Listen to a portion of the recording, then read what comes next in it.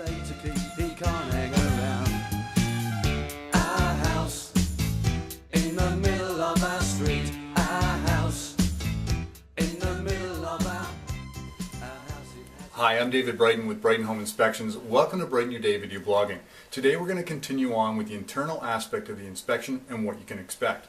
Over the last few episodes we've looked at the systems of the house, that's the electrical panel, the hot water tank, and today we're going to take a look at the furnace. Now there's three basic types of furnaces in a home. There's natural draft, mid-efficiency, and high efficiency. For this particular example we're going to look at a natural draft. Now the natural draft furnace is the least efficient of the group. They're generally between 55 and 72% efficient. The mid-efficiency one is low 80s to high 80s, and the high efficiency is low 90s to high 90s. What we look for in the natural draft application is that we want to make sure that the venting is done properly. So we talked about it last week, and I'll show it again. We want to look at the smaller unit burning BTU unit into a larger unit, and this one's correct as it is. So the larger is the furnace, the smaller is the hot water tank, and that's correct.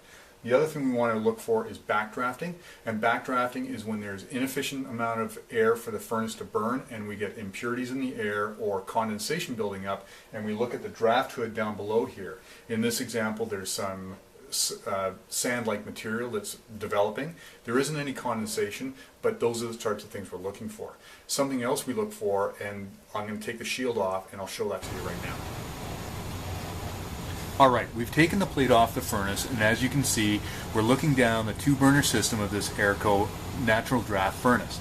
Now there's a fair amount of blue flame there, which is exactly what we should be looking for, but you can also notice there's some flickering yellow flame as well, and that's a problem. It's usually an indicator that there's either a crack in the heat exchanger or there's some sort of corrosion on the heat exchanger and the burn is not taking place as well as it should. As I mentioned, there's a ton of information about furnaces, and I tried to keep it as simple as I could within a reasonable time frame.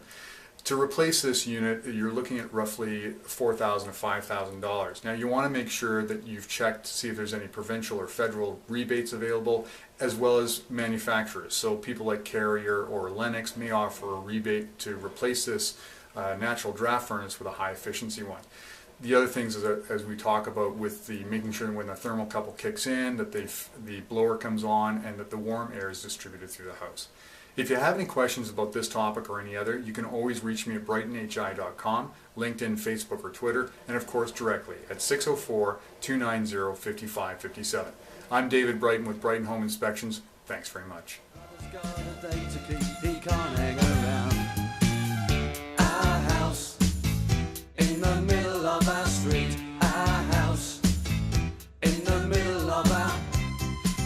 It has a crowd.